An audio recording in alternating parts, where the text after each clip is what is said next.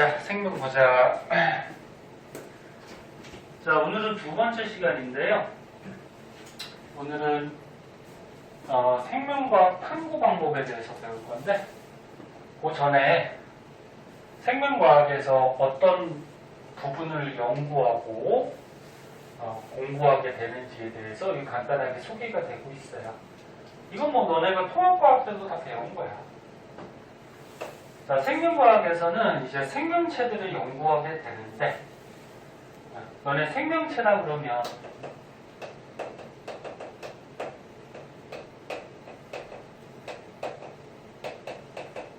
생명체들은 대부분 세포로 구성이 되어 있죠. 저번 시간에 배운 바이러스 같은 경우에는 세포 구조가 아니지만 그런 예외적인 경우를 빼고는 대부분 다 세포로 구성이 되어 있어요. 그리고 뭐 여기 분자까지 나왔는데 세포 안에는 뭐 여러 가지 분자들이 들어있겠지. 자, 그리고 세포들이 모이면 뭐가 되죠? 이렇게 세포들이 뭉쳐있으면 조직. 이건 중학교에서도 배우잖아. 그 다음에 조직들이 모이면은 기관. 그래서 같은 조직들이 모여서 한 가지 어떤 역할을 할 수 있는 그런 기관이 만들어지고, 이런 기관들이 모여서 하나의 개체가 되죠. 이 개체가 이제 한 생물체 하나하나를 개체라 합니다. 식물하고 동물이 약간은 다른데, 식물은 너네 여기 조직 다음에 뭐 하나 더 들어가죠. 조직계라는 게 하나 더 있고, 동물은 기관 다음에 기관계라는 게 하나 더 있죠. 여기 약간의 차이점은 있지만 일반적으로 생명체는 이렇게 구성이 되죠. 그리고 개체가 뭐라 그랬어? 개체가 하나의 독립적인 생명체. 그래서 여기서는 코끼리가 나왔는데 코끼리 한 마리가 한 개체가 되죠. 그러면 사람 한 명도 뭐야? 한 개체가 되는 거지. 자, 그리고 요 개체들이 모여 있으면은 개체군이라고 해요. 개체군. 그래서 개체군의 뜻은 한 가지 종류의 생물들의 집단, 무리. 그래서 만약에 코끼리라고 그러면 코끼리의 집단이 있을 거 아니야? 그걸 이제 개체군이라고 그러죠. 근데 어떤 자연에서 코끼리만 살지 않잖아. 코끼리 개체군도 있고, 뭐 기린 개체군도 있고, 얘는 뭐냐? 사슴이냐? 뭐 사슴 개체군도 있고, 뭐 느티나무라고 하면 느티나무 개체군도 있고. 그래서 이런 개체군들이 어울려서 살게 됐을 때 이걸 이제 군집이라고 하죠. 그래서 군집은 여러 종류들의 무리를 통틀어서 군집이라고 하죠. 그리고 이제 가장 큰 의미로 생물들이 살고 있는 환경하고 생물까지 합해서 생태계라고 그러죠.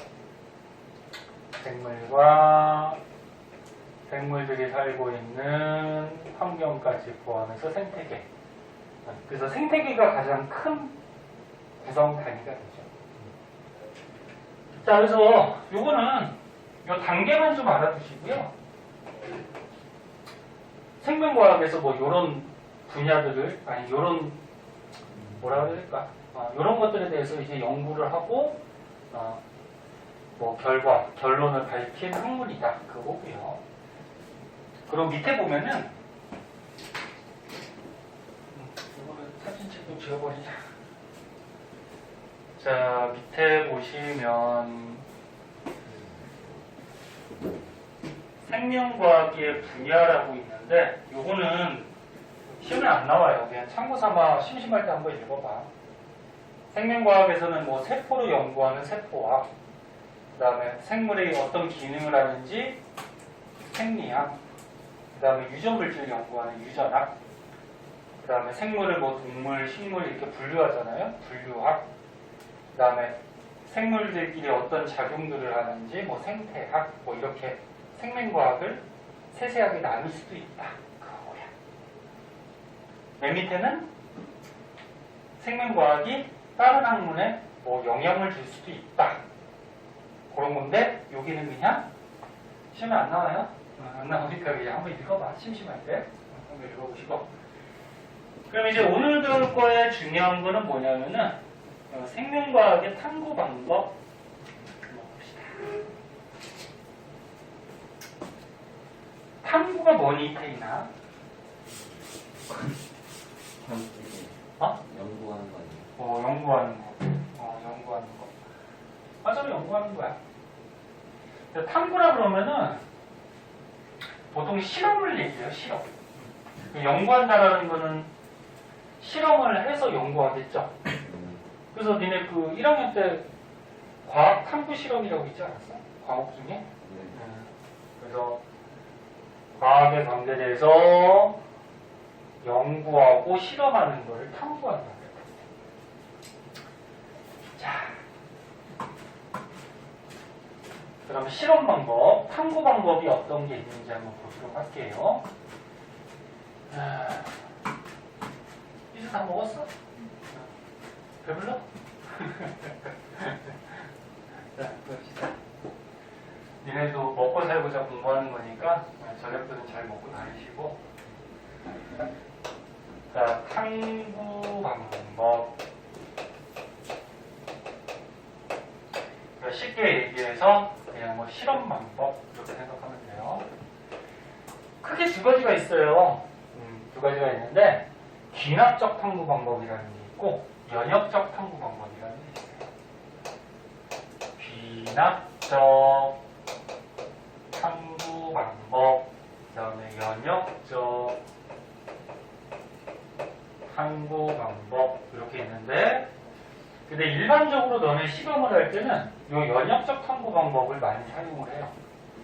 그래서 뒤에 문제 풀다 보면은 이 연역적 탐구 방법에 대해서 이제 문제들이 대부분 나와요. 네? 대부분 나오는데, 귀납적 탐구 방법은 어떤 거냐면은 여기 뭐 단계들이 이렇게 나와 있어. 이 단계 외울 필요 없어요. 네? 이거 괜히 외우지 마. 귀납적 탐구 방법은 그렇게 중요한 건 아닌데, 어떻게 하는 거냐면은, 자연현상을 관찰해.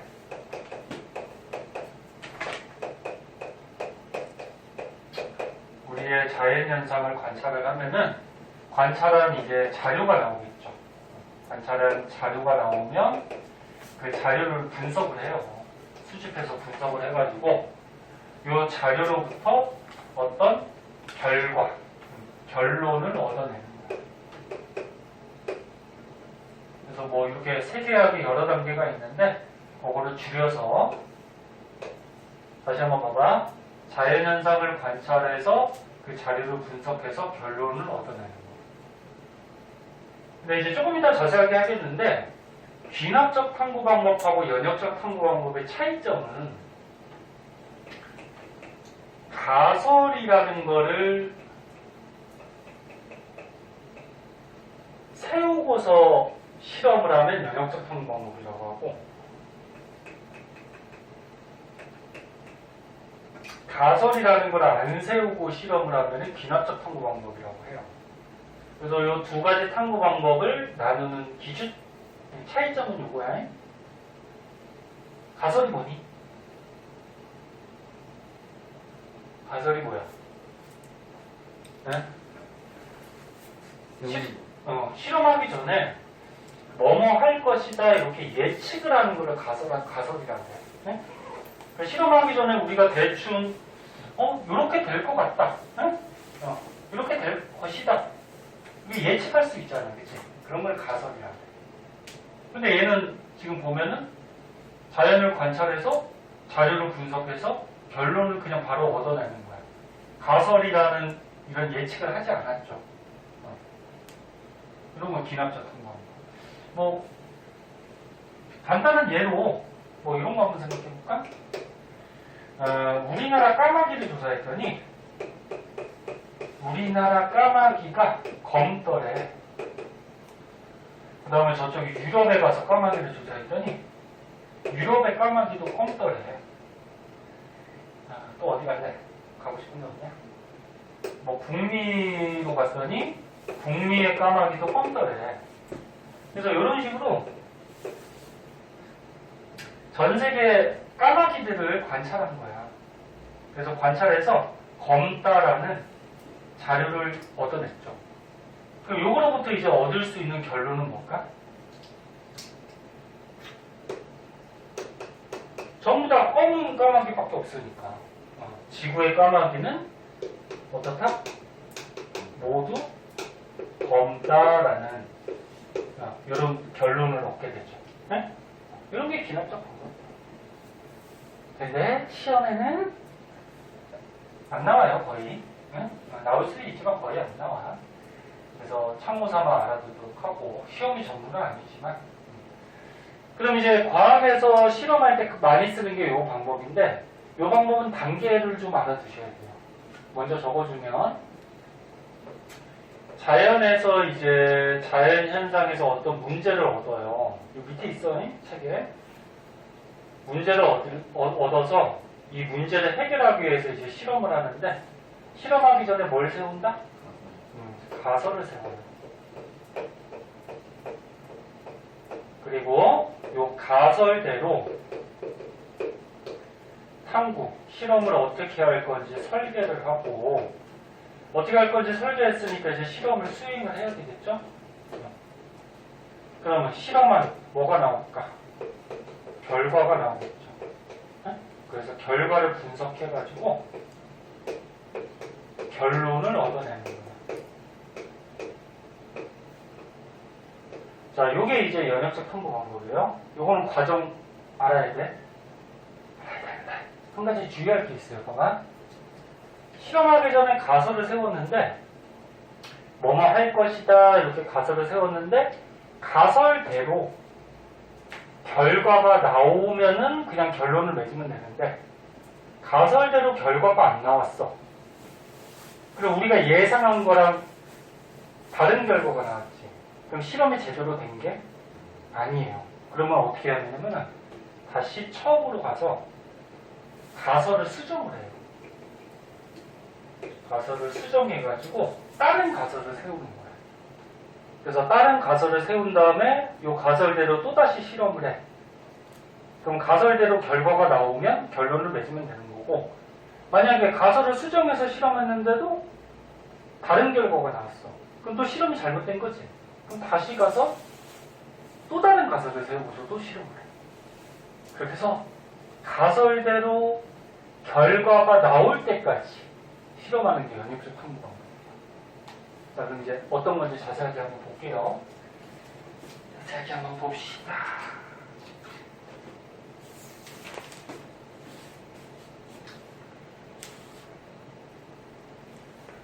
자, 연역적 탐구 방법. 그리고 뭐 이 책에 뭐 귀납적 탐구 방법에서 뭐 세포설, 진화설, 뭐 DNA 구조 발견 이런 거 있는데 한번 읽어봐. 심심할 때. 중요한 거 아니야. 자, 연역적 탐구 방법의 예들이 이제 시험에 나오는데 이제 22쪽 한번 볼래요? 22쪽. 이거 잘리네. 자, 22쪽 보자.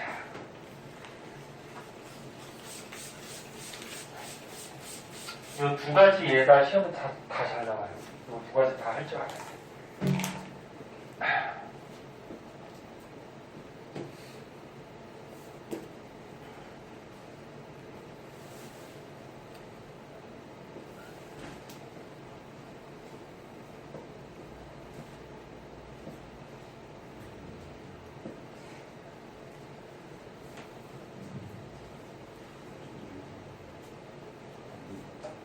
뭐 흥민이하고 뭐 혜린이하고 뭐 재밌는 거 있어? 심심한데 재밌는 얘기나 한번 해봐라. 혜린아 앞에 와서. 재밌는 얘기는 무서운 얘기 재밌죠? 무서운 얘기. 저는 뭐 더러운 얘기도 재밌죠. 꼬마애들이 가장 재밌어하는 얘기가 뭐지? 똥 얘기하면 되게 재밌어하잖아. 그치? 자, 연역적 탐구 방법 다시 한 번만 적어볼게요.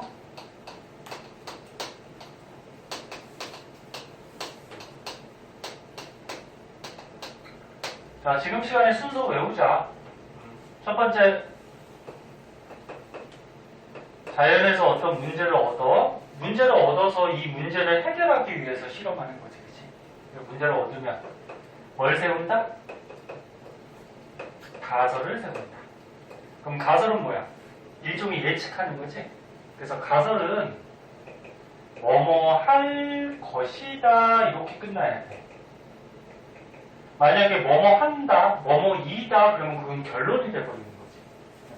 그래서 뭐뭐 할 것이다, 뭐뭐 일 것이다 그렇게 끝나는 게 가설이야.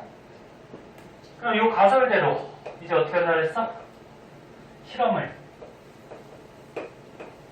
어떻게 할 건지 설계하고 수행을 해야 되죠. 그러면 실험은 뭐가 나온다? 결과가 나오고 그럼 결과를 분석하겠죠? 결과를 분석해서 뭘 맺으면 돼?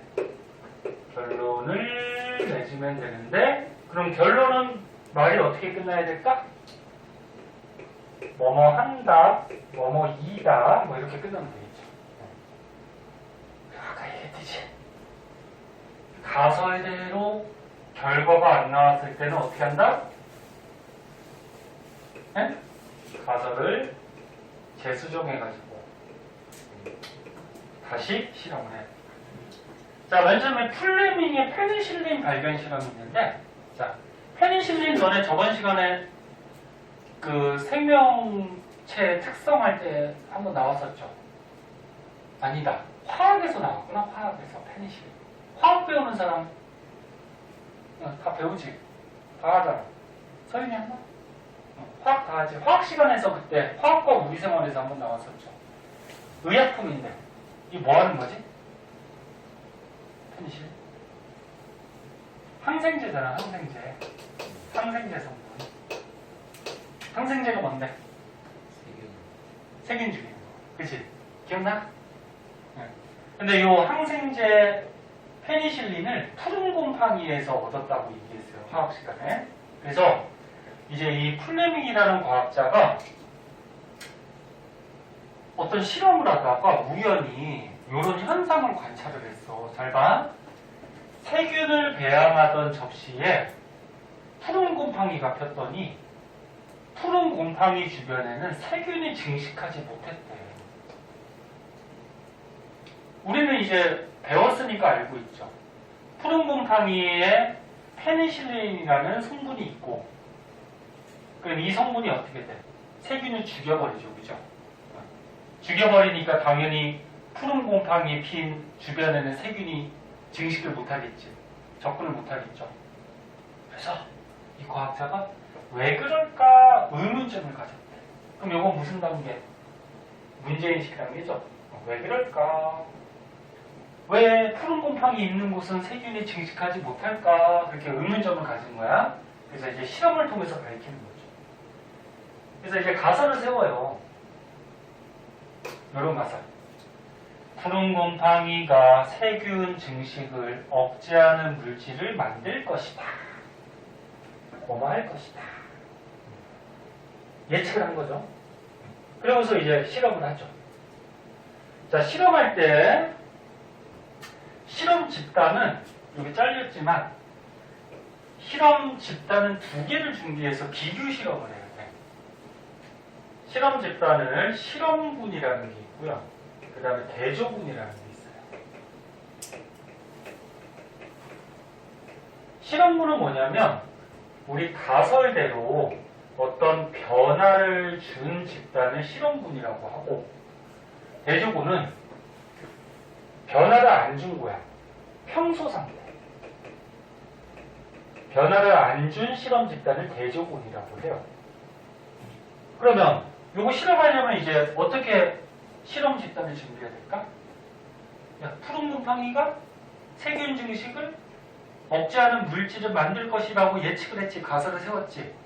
그러면 하나는 푸른 곰팡이를 넣어야 되겠지. 그치? 네, 그래서 가설대로 푸른 곰팡이를 넣은 세균 배양 접시가 실험물이 되는 거고, 그러면 평상시 상태대로 아무런 변화를 안 준 푸른 곰팡이를 넣지 않은 집단을 대조군으로 해서 서로 비교해서 실험하는 거죠. 그럼 비교해서 실험하면은 어떤 결과가 나올까? 푸른 곰팡이가 들어있는 이 배양 접시는 세균이 증식하지 못했겠죠. 그리고 푸른 곰팡이가 없는 이 배양 접시는 세균이 증식했겠지. 그런 결과가 얻어질 거 아니야, 그치? 그러면 그런 결과가 얻어지면은 얘가 세운 가설대로 결과가 나왔으니까 결론을 맺으면 되잖아. 이해됐니? 그럼 결론은 어떻게 맺으면 될까? 야, 결론 어떻게 맺으면 될까? 푸른 곰팡이가 있는 곳은 세균이 증식하지 못하고 푸른 곰팡이가 없는 곳은 세균이 증식했어. 그리고 우리가 아까 가설을 어떻게 세웠어? 푸른 곰팡이가 세균 증식을 억제하는 물질을 만들 것이다 이렇게 세웠잖아, 그치?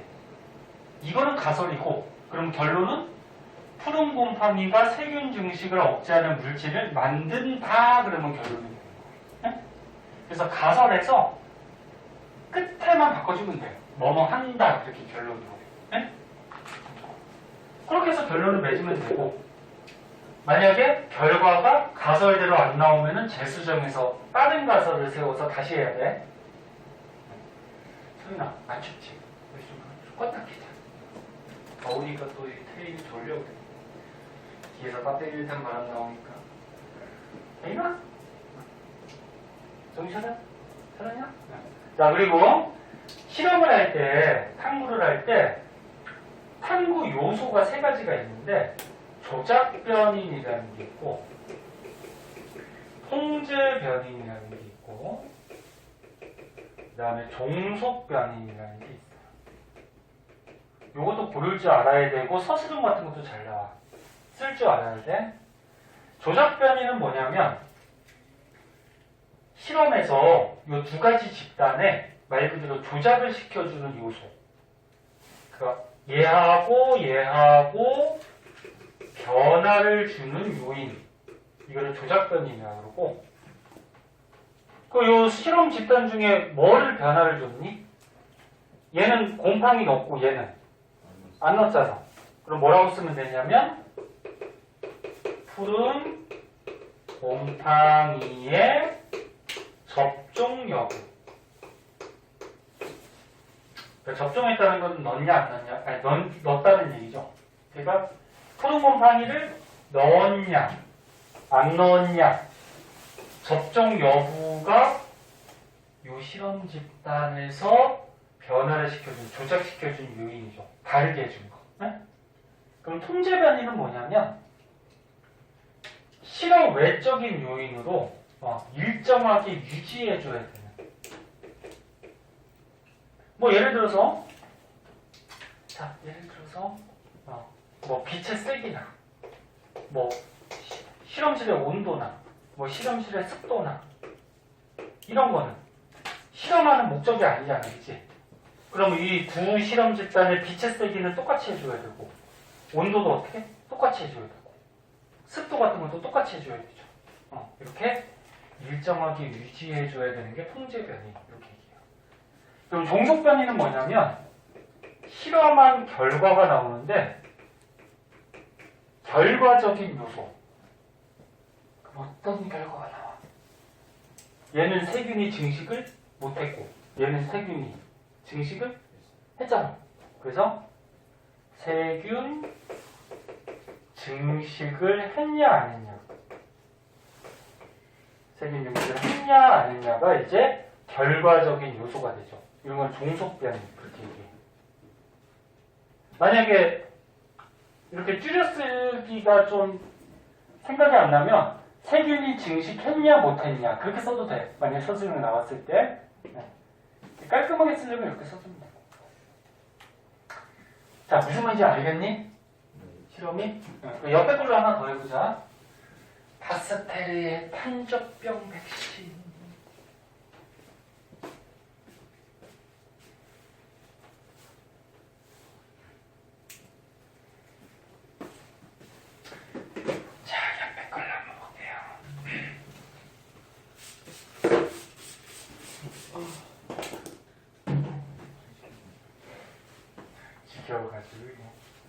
당연히 앞에 학원 있었니? 네. 갔다 온 거야? 네. 거기서 많이 잤을 거 아니야? 안 잤어요. 안 잤어? 열심히 했어? 네.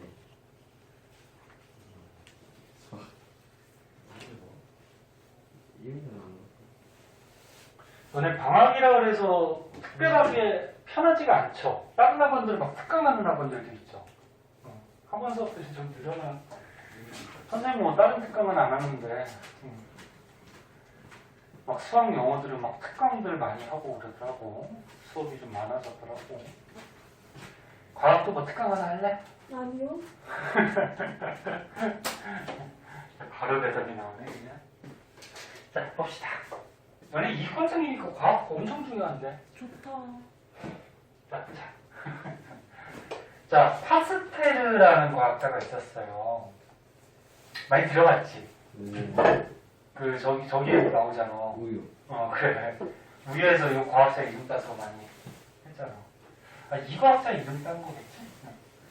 자, 탄저병 백신을 개발하는 실험을 한번 해봤대요. 백신이 뭐지, 백신? 너네 코로나 백신은 뭐야? 코로나를 치료하는 거야? 아니면 예방하는 거야? 예방하는 거죠? 그래서 백신이라고 해서 이제 생명 뒤에서 배우는데 백신은 치료 목적이 아니고 예방하는 목적이죠. 그럼 백신은 뭘 사용하냐면은 어떤 병을 일으키는 병원체를 약화시킨 거나 또는 병원체의 시체를 사람 몸속에 주사를 하는 거야. 당연히 강한 병원체를 주사를 하면 병 걸리겠지. 그래서 약화된 거나 시체 같은 걸 주사를 해버리면 사람이나 생명체들은 외부에서 병원체가 들어오면은 걔를 물리치기 위해서 몸에서 어떤 물질이 생겨. 항체 들어갔어, 항체? 항체 알죠? 그래서 몸에서 이 병원체를 물리치기 위해서 항체가 생성돼요. 그럼 항체가 생성이 되면은 그 당시 이 병원체를 죽이고요. 그 다음 나중에 배우는데 몸속에서 기억을 해요. 기억세포라는 게 있거든. 이 병원체에 의해서.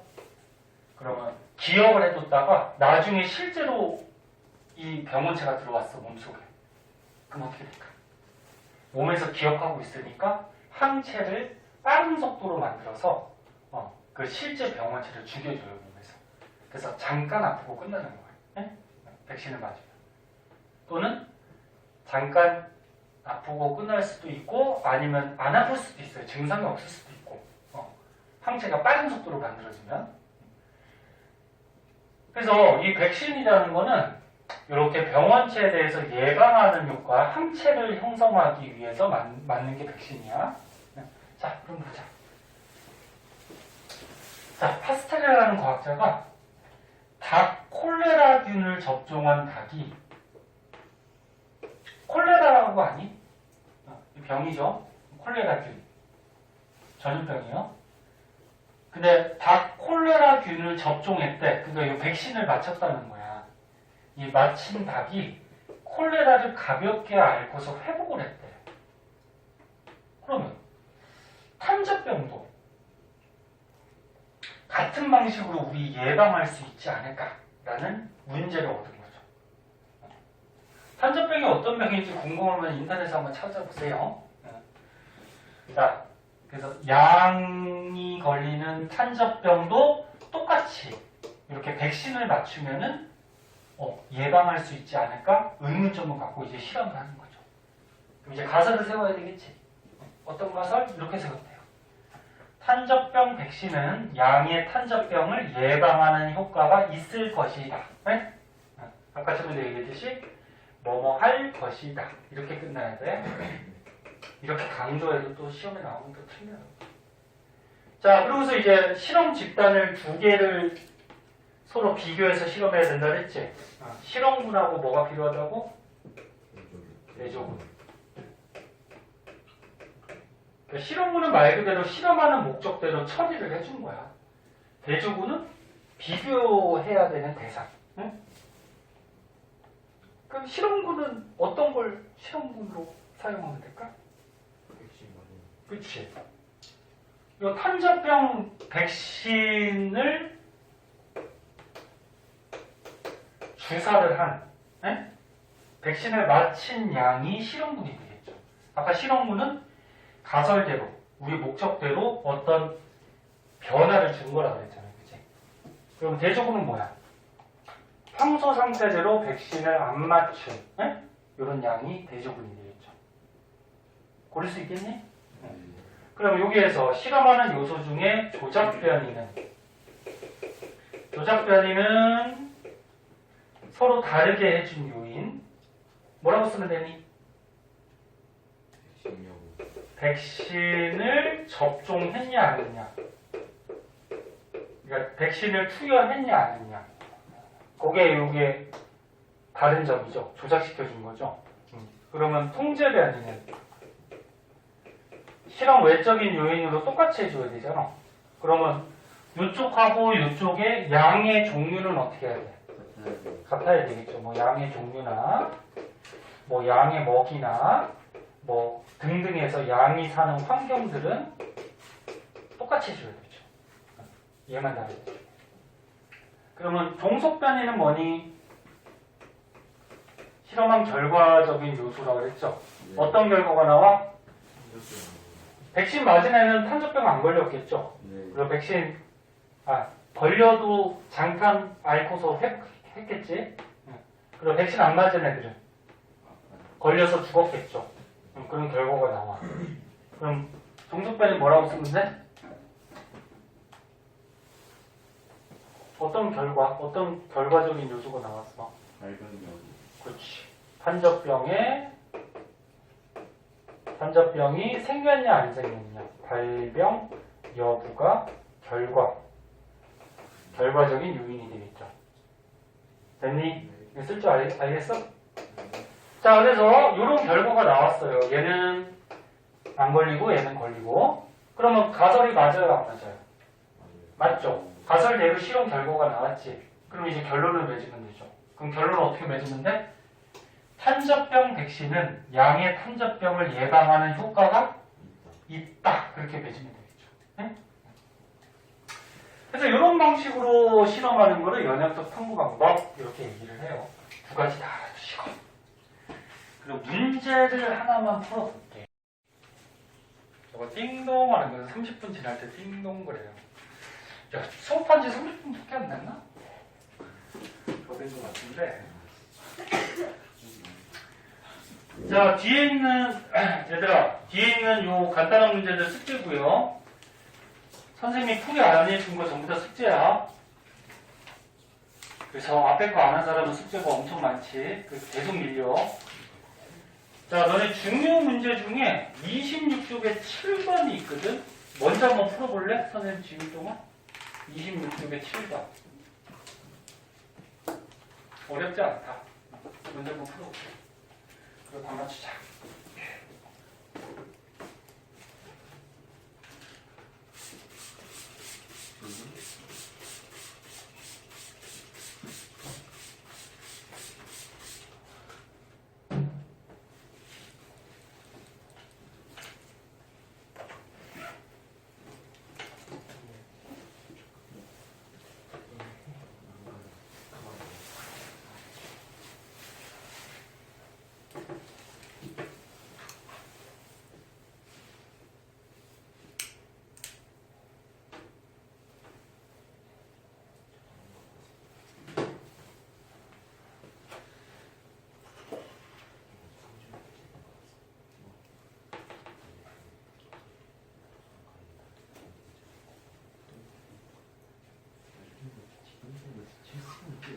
떠들고 보니까 다 한 거야? 네.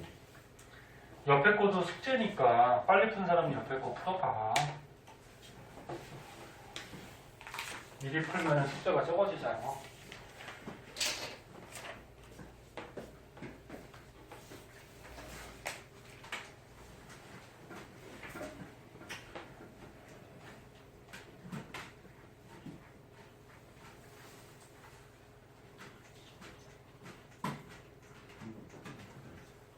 자, 요거 뭐 쉬우니까 금방 답 나왔을 거예요. 몇 번이니? 5번이요. 5번인가? 자, 한번 보자 그러면. 처음이니까 풀이해줄게. 세균 A라는 세균이 있었대. 세균 A가 우유를 상하게 하는지를 알아보는 실험이래. 이거 기납적 방법이니 연역적 방법이니? 연역적이죠? 읽다 보니까 여기 가정했다. 가설이 나오잖아, 그치? 그럼 이거 연역적 탐구방법이죠.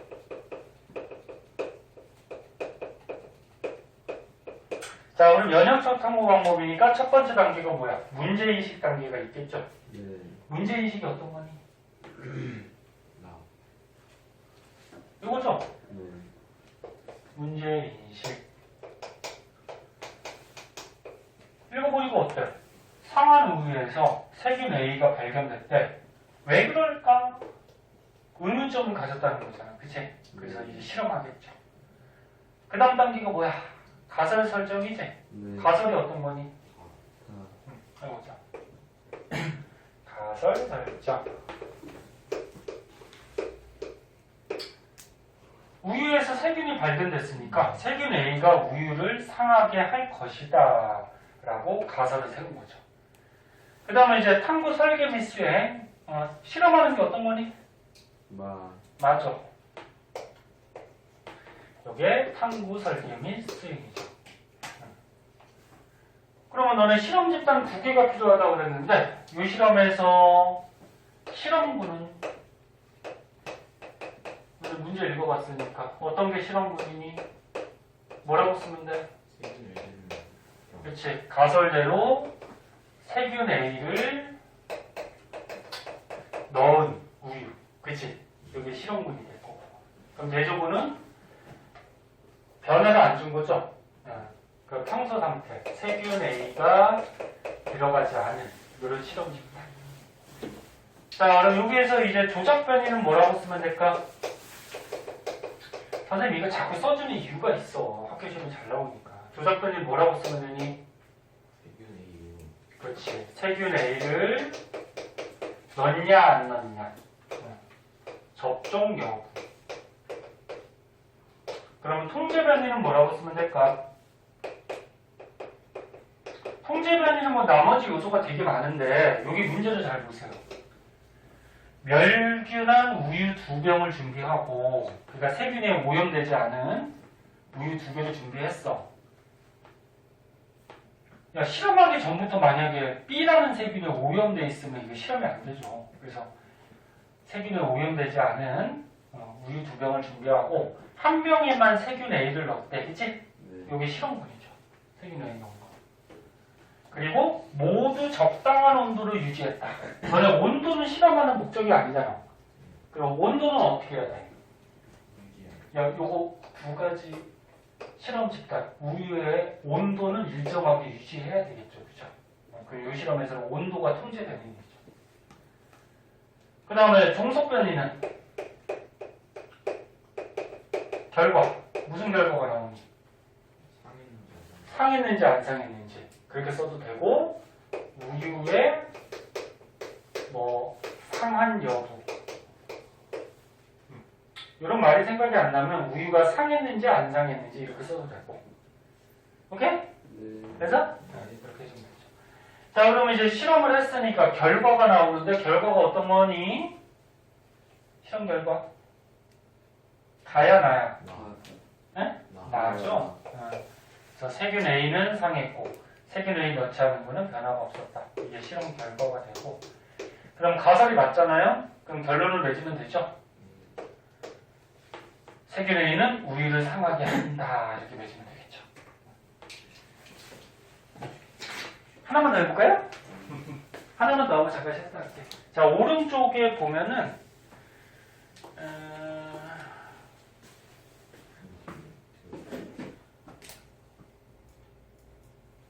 이거 한번 해보자. 9번.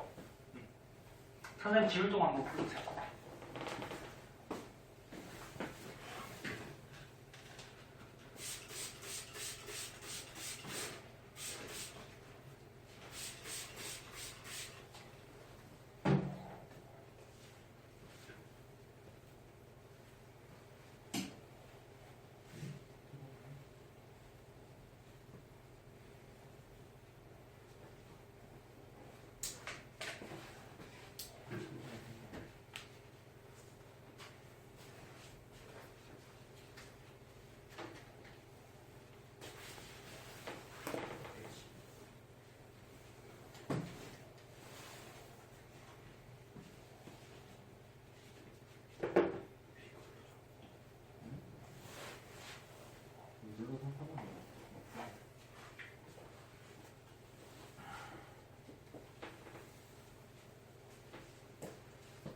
몇 번 나왔니? 3번이요. 3번? 딴 번에 나온 사람 없어? 자, 한번 보자. 자, 뭐 문제는 금방 풀 텐데 추가적으로 알아야 될 것들이 있는지 보자. 콩에는 오줌 속의 요소가 뭔지 알아? 그 나중에 생명과학 뒤에서 나오는데 너네 단백질을 우리가 먹게 되면은 음식으로 단백질이 소화되는 과정에서 노폐물이 나와요. 요소라는 노폐물이 나와. 노폐물이야. 노폐물인 거 어떻게 돼? 오줌을 통해서 내보내야 되죠.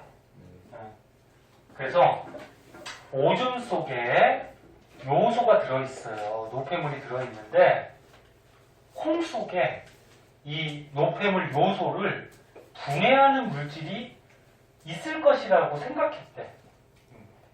그러고서 이제 의문점을 갖고서 실험한 거야. 그럼 여기서 가설은 뭘까? 안 쓸게. 쉬우니까. 뭐라고 쓰면 돼? 이 실험의 가설은? 콩에는 오줌 속의 요소를 분해하는 물질이 있을 것이다. 이렇게 쓰면 되는 거지. 그치? 가설을 세우고 실험을 했어요. 그래서 실험 집단을 여기 같이 두 가지 집단을 마련을 했네. 둘 다 오줌을 20씩 떠놓고 하나는 증류수만 넣고 증류수가 너는 순수한 물이야. 하나는 증류수에다가 생콩즙, 콩을 갈아갖고 넣었대요. 그 원투 중에 실험군이 누구니? 투죠. 우리가 가설대로 변화를 줬잖아. 생콩즙을 넣었잖아. 그치? 그럼 이게 이제 실험군이 되겠지.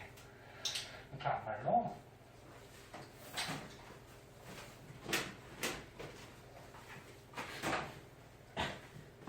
자, 얘가 실험군이 될 거고, 그러면 콩을 안 넣은 거, 얘가 뭐야? 비교하는 대상 대조군이 되는 거지.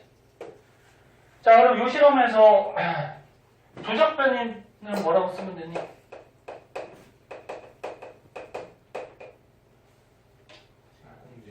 그렇지. 생콩즙을 넣냐 안 넣냐, 그지? 생콩즙의 유무. 그럼 통제 변이는 뭐라고 쓰면 될까?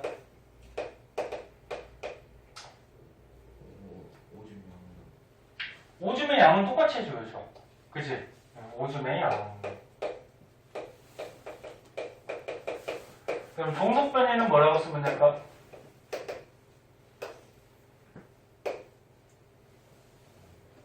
뭐라고 쓰면 돼? 자꾸 대답해봐. 틀렸다니까.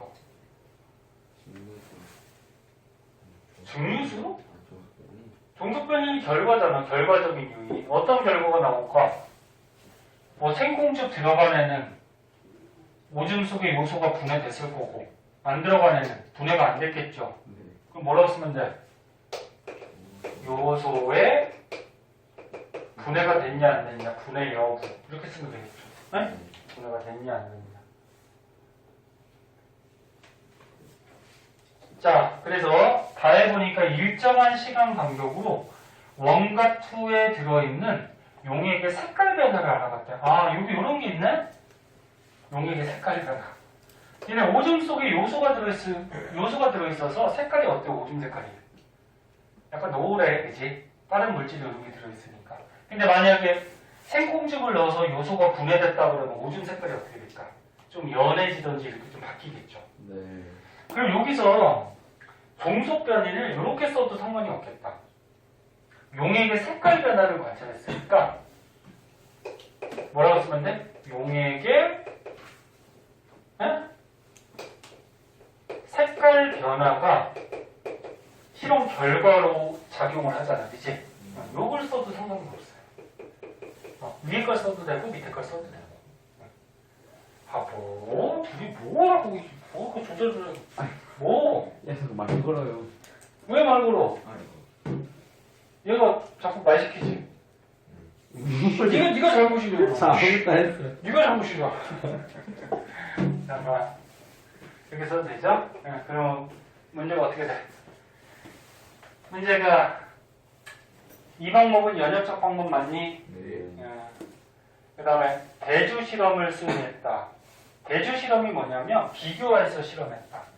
그럼 아까 실험이 어떻게 돼? 실험군, 대조군 서로 비교를 한 거죠. 네. 두 가지 집단을. 대조 실험 맞아요. 그 다음에 가설이 옳다면 다에서 원에 들어있는 용액의 색깔이 변할 것이다. 원은 어떻게 돼? 생공주 만났잖아. 네. 그럼 오줌 색깔이 그대로 있겠죠. 그죠? 네. 그럼 얘가 변하는 게 아니죠. 원이 아니고 투가 변하겠지. 네. 그럼 기억니은 이렇게 하면 될 것 같아요. 자, 이렇게 하고요. 지금 다 배운 거니까 문제를 일단 풀어오세요. 그럼 어디까지 풀어와야 돼요? 어디까지? 네? 단원이 끝났어. 단원이 끝나서 몇 초까지? 어이, 대가 많다. 35초까지. 응? 뭐야, 일주일 후에 있는데, 일주일이면 충분하게 하지. 다음 주에도 또 진도를 나가게 되니까 숙제 계속 밀려요. 그러니까 미리 하세요. 35초까지 풀어오시고, 모르는 거 체크할 거 갖고 오시고. 자, 조금만 쉬었다가 할게요. 그 다음 단어. 잠깐 쉬었다.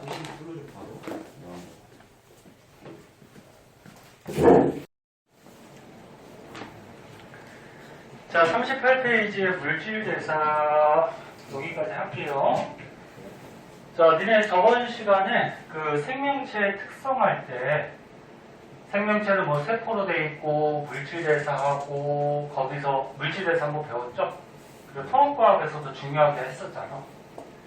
그래서 책에 나오는 거 하고 조금 더 알아둬야 될 것들 좀 적어줄게요. 자, 요거는 저번 시간에 설명했으니까 그냥 책을 보면서 다시 한번 정리하고 넘어갈게요. 자, 물질 대사는 어떤 거라 그랬니?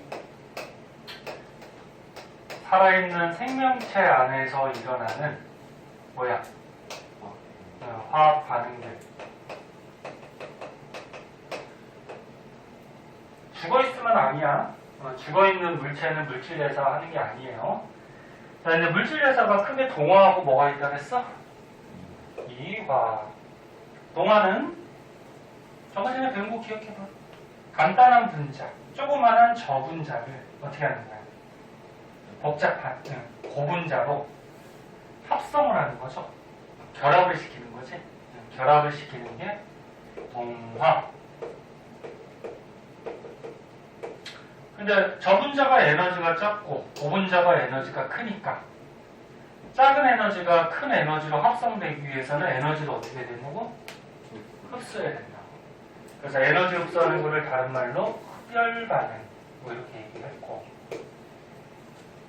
그리고 뭐 거기 책에 그래프도 밑에 나오는 것 같은데 그래프는 뭐 간단한 그래프죠. 자, 동화작용은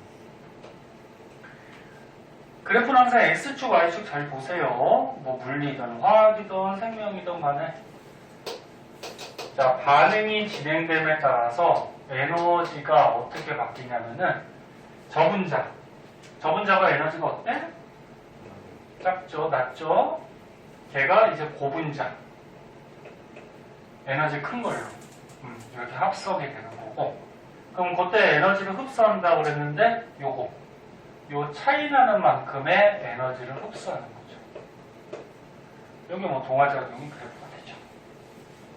그리고 동화작용의 대표적인 예가 뭐가 있다 그랬지? 광합성.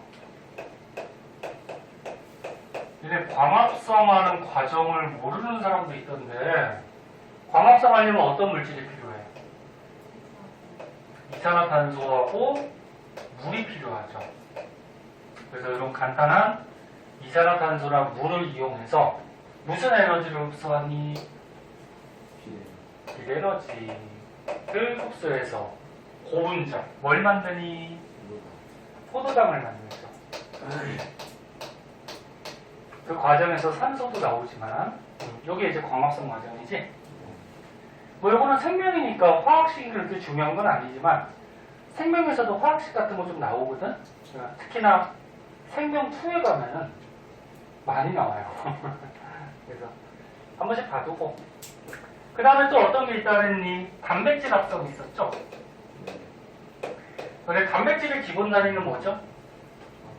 아미노산. 단백질을 쪼개면 가장 기본이 되는 아미노산이 되고, 이 아미노산의 종류가 한 20가지가 있다 그랬어. 통합과학 때. 그 20가지 아미노산이 어떻게 결합하느냐에 따라서 여러 가지 단백질이 합성이 되죠. 그래도 저분자, 고분자 합성. 또 밑에 하나 더 나온 것 같은데? 밑에 얘 중에 핵산 나왔지? 네. 핵산. 핵산은 뭐니? 유전물질이죠, 유전물질. 네. 유전물질을 통틀어서 핵산이라고 그러고, 대표적인 유전물질이 이제 뭐 DNA하고 뭐야? RNA, 뭐 이런 거잖아. 근데 통합과학에서 배웠듯이 이 핵산의 기본 단위, 뭐였지? 그치, 유클레오타이드. 그래서 인산당 염기 이렇게 붙어있는 유클레오타이드가 기본 단위였고, 얘네들이 합성을 해서 DNA나 RNA가 됐죠. 이런 게 대표적인 동화작이죠. 그 다음에 이제 이어보자. 사인아, 히트 한번 끌까? 춥냐 혹시? 추운 사람 있어? 괜찮죠? 선생님 더워가지고 옷을 너무 껴입고 왔나? 요즘 날씨 따뜻하더라. 그렇게 안 춥더라. 자, 그러면 이화작용은 뭐예요? 거꾸로 고분자를 저분자로 분해하는 거죠. 분해하는 게 이화작용이었고, 그럼 에너지 큰 게 에너지 작은 걸로 분해가 되니까 에너지가 방출되죠. 네. 다른 말로 발열반응. 그럼 얘를 그래프로 그리면, 자, 그래프로 그리면 반응이 진행됨에 따라서 에너지가 고분자가 저분자로 분해되는 거죠? 에너지가 낮아지죠. 그러면 요만큼의 에너지 차이가 생기니까 요만큼의 에너지를 방출하겠죠. 그래서 물질 계산할 때는 에너지를 흡수하든지 방출하든지 반드시 예외 없이 에너지 출입이 따라요. 네? 그래, 이화작용의 대표적인 거 뭐 있니? 세포호흡. 세포호흡은 다음 시간에 자세하게 배울 거야. 오른쪽 페이지 보면 세포호흡 나오죠? 거기서 이제 세포호흡은 너네 세포 안에 미토콘드리아라는 세포 소기관이 있어요. 거기서 하거든. 그래서 자세한 과정은 다음 시간에 배울 거고요. 오늘 시간 되면 오늘 하고. 자, 세포호흡이 어떤 거야? 저번에 알려줬잖아. 우리 몸속에 그러니까 세포 안에 영양소를 어떻게 분해하는 거죠. 영양소를 분해해서 이 세포가 살아갈 수 있는 에너지를 방출시키는 거지. 네. 그럼 이 영양소를 분해하기 위해서 산소가 필요한 거고, 노폐물이 뭐가 나와? 뭐 이산화탄소나 물 같은 게 나오죠. 네. 그럼 여기서 말하는 영양소는 뭐 포도당 같은 거. 그럼 고분자가 어떻게 돼? 저분자로 분해된 거지? 또 뭐 있을까? 뭐 소화과정. 그래서 뭐 녹말이 소화되면 어떻게 돼? 포도당으로 표현해요. 포도당이 되고, 녹말이 덩어리가 큰 거죠, 고분자. 얘가 소화되면 포도당이 되고, 아까 나왔던 단백질이 소화가 되면 어떻게 돼? 아미노산이 되고, 그치? 뭐 이런 게. 이런 소화도 이화작용이죠. 그럼 책에 또 뭐 나온 것 같은데? 글리코젠 분해라는 게 있는데, 이게 봐봐. 이거 뒤에서 이제 배워. 글리코젠이 뭐냐면, 이게 간에 글리코젠이 있어요. 글리코젠이 있는데, 우리 몸속에, 혈액 속에 포도당이 부족할 때, 그러니까 니네가 오랫동안 음식물을 못 먹었을 때, 음식을 못 먹으면은 몸에 당 떨어진다 그랬어, 그지? 네. 그 포도당이 이 세포 할 때 많이 쓰여서 몸에 당이 부족해져요. 그 당이 부족해지면은 뭐 어지럽거나 심지어는 너무 부족하면 죽을 수도 있거든. 그래서 간에 저장되어 있는 글리코젠이 포도당이 부족할 때 포도당으로 분해가 돼요. 그럼 분해가 돼서 얘가 혈액 속에 공급이 되니까 혈당량이 다시 올라가요. 그래서 글리코젠이 고분자고 포도당이 저분자야. 이게 분해되는 바는 이것도 이화죠. 끝난 거 아니고 책도 풀려고 그래. 자, 그래서 저번 시간에 요거 동화 이화 자세하게 한번 했었고요. 거기서 얘들까지도 좀 알아두시고. 그 나는 동화 작용하고 이화 작용할 때 도와주는 애가 있다 그랬죠. 누구? 효소. 자, 효소에 대해서 조금 더 정리를 한번 해볼게요. 보세요. 효소. 효소는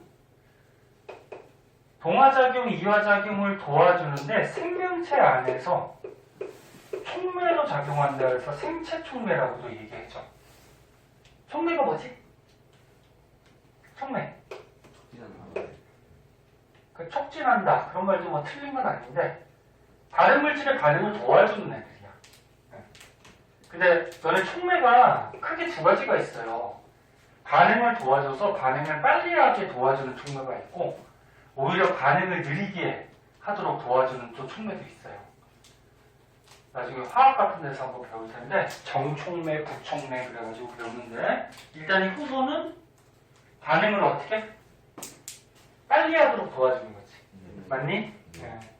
그래서 여기서 생체 촉매 요 반응 물질 대사를 도와주는 물질을 얘기하죠. 근데 어떻게 도와줬지? 통합과학에서 배웠죠. 활성화 에너지를 높였니 낮췄니? 낮춰요. 그렇지, 기억하네. 여학생들이 기억 안 나? 활성화 에너지를 어떻게? 낮추어가지고 반응을 빨리 하게 도와주는 거죠. 그럼 활성화 에너지는 뭐였죠? 활성화 에너지는 어떤 반응을 일으키기 위한 뭐야? 최소한의 에너지. 그래서 너네 물질에서 반응을 하려고 그래. 근데 에너지가 100이 필요하대. 야, 그럼 물질 대사할 때 에너지가 100이 필요하면, 즉 활성화 에너지가 100이 필요하면 100의 에너지가 있어야지 반응을 할 거 아니야, 그치? 근데 효소가 들어가면 이 활성화 에너지를 낮춘다. 예를 들어서 50까지 낮췄어. 그럼 50. 조금만 에너지를 넣어줘도 바로 반응을 한다는 얘기죠. 그럼 에너지가 조금 들어가도 바로 반응을 하니까 반응이 빨리 되겠죠. 네. 듣고 있니? 네. 듣고 있어? 자, 그래서 효소는 생명체 안에서 촉매로 활성화 에너지를 낮춰서 반응을 빨리 하게 도와주는 거고, 그리고 효소는 단백질 덩어리예요. 단백질의 특징이 뭐가 있냐면 열에 약해. 열에 약해서 만약에 40도씨 이상 온도가 올라가게 되면은 이 단백질이, 그러니까 효소가 단백질이 변해버려요. 변해버리니까 작용을 제대로 할 수 있나 없나? 없겠죠. 그래서 효소는 단백질로 돼 있어서 열에 약하다는 특징이 있고요. 그다음에 그럼 이 효소가 가장 잘 작용하는 온도는 사람 체온에서 가장 잘 작용하죠. 사람 체온이 몇 도? 36.5도인데 35도에서 37도 부분 여기에서 작용을 잘해요. 효소는. 그리고 효소는 다섯 번째 기질특이성이라 해서 이게 뭐지? 성민이 이런 게 열심히 했는다. 다른 사람도 대답할 수 있어야 되는데. 다 알죠. 다 아는데 그냥 가만히 있는 거지? 네. 거짓말. 아주 다 기억날 거야. 기질특이성이 뭐야? 한 가지 효소는 한 가지 물질, 한 가지 기질하고만 반응해요. 기질하고만 반응한다는 게 기질특이성이죠. 그래서 책에는 없지만 예? 학교 선생님이 설명해 줄 수도 있고 알아두시고 수능 같은 데도 나올 수 있으니까 알아두세요. 다시 한번 볼게요. 효소는 생체 촉 내 반응을 도와주는데 활성화 에너지를 낮춰서 반응을 빨리 하게 도와주고 단백질 덩어리로 돼 있고 체험 범위에서 작용을 잘해요. 사람이나 동물이나 식물이나 들어있는 효소는 체험 범위에서 작용해요. 열에 약하죠? 그래서 온도가 40도씨 이상이 돼버리면 변성이 돼서 작용을 못하고 한 가지 요소는 한 가지 기질하고만 반응해요. 그래서 너는 입속에 침 속에 아밀레이스라는 효소 들어봤죠? 침 속에 아밀레이스라는 효소는 어떤 영양소만 분해할 때 도와줘? 녹말만 분해할 때 도와줘요. 단백질이나 지방은 분해시켜 못 시켜? 못 시켜요. 못 시켜요. 네? 그래서 한 가지 요소는 한 가지 물질, 한 가지 기질하고만 반응하는 특징이 있다. 자, 그래서 물질 대사에 대해서 조금 더 자세하게 알아봤고요. 저번 시간 했던 것보다 조금 더 자세하게 알아봤고 딴 번보다 조금 일찍 끝났네. 왜 일찍 끝난지 알아? 앞에 질문이 없어서 그래. 응? 다른 반 숙제 오고 질문하고. 자, 끝내는 게 아니고요. 50분에 끝날 거야. 봐봐. 다음 시간에는 세포 호흡에 대해서 조금 자세하게 배우는데 세포 호흡이 아까처럼 어떤 건지 대강은 얘기해줬죠. 세포 호흡은 세포 안에 보면은 이렇게 생긴 미토콘드리아라는 게 있어요. 그 안에서 세포 호흡을 해서 에너지를 발생시키는데 에너지를 발생시켰을 때 그 당시에 쓰기도 하고요. 저장하기도 하거든. 그 저장하는 물질이 ATP라 그래. APT 아니야. APT는 뭐야? 아, 괜히 얘기하면 더 헷갈리려나? APT는 아파트잖아. 아니냐? 맞잖아. 어파이트먼트. 응? 어떤 애 서술형 같은 거 쓸 때 APT라고 쓰는 애 있어. 그럼 틀려. 잉? ATP야, TP? 네? 영어 약자로 ATP. 이렇게 얘기하면 더 헷갈리려나? 아무튼 ATP야. 그래서 에너지 저장 물질 ATP가 어떻게 에너지를 저장하고 ATP의 구조가 또 어떻게 생겼는지가 이렇게 나와요. 다음 시간에 좀 자세하게 설명해 줄 거고. 네? 그래도 시간이 안 가네. 그래서 세포에서 에너지 내서 ATP를 저장하고 있다가 얘가 또 에너지를 나중에 부족할 때 뭐 내보내고 뭐 이런 과정에 대해서 배울 거고 요거는 다음 시간에 할 거고요. 그래도 시간이 안 끝나네요. 자, 여기까지 할 건데